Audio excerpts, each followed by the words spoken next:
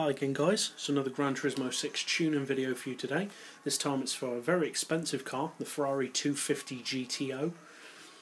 So you want your racing soft tyres as always. For the ride height, we've got it on 100 front and rear. Springs we've rounded off to 1125 and 675. Dampers and anti-roll on 4 as always, or as usual. Unfortunately you can't adjust the camber and toe on this car for some reason. So much for it being fully customisable suspension. So for the gearbox, we've got the auto setting as you can see on 224.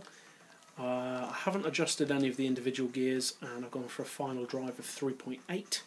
For the diff, obviously it doesn't have so much power as most of the cars that I'd usually do these videos for, but still got the initial torque low to reduce wheel spin, high acceleration and low braking. You want all the power upgrades obviously.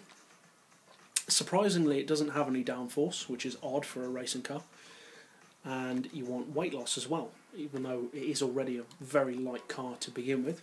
Traction control we've got turned off as always.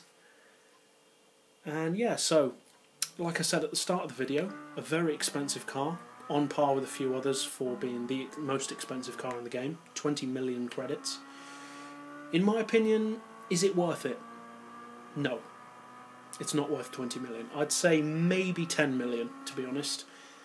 Because although, yeah, it's a nice looking car, it's pretty quick, but it's still not really worth 20 million to me.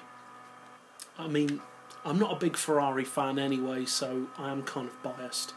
And I'm sure there are plenty of people who do think it's worth 20 million, so who knows. But in my opinion, I'd say no, it's not worth 20 million.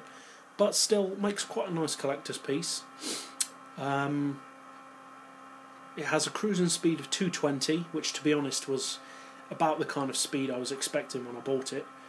With slip, I haven't actually used this in a top speed race yet, but I should think it will do at least 240, probably 250, maybe a little bit more with slip.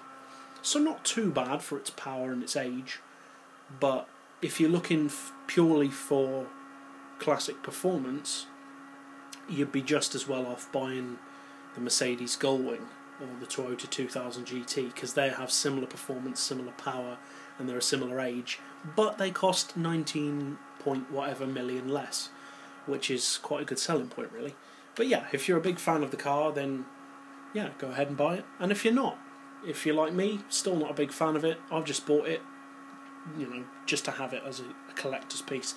So yeah, hope this tune setup helps those of you who've decided to buy this car, and as always, thanks for watching.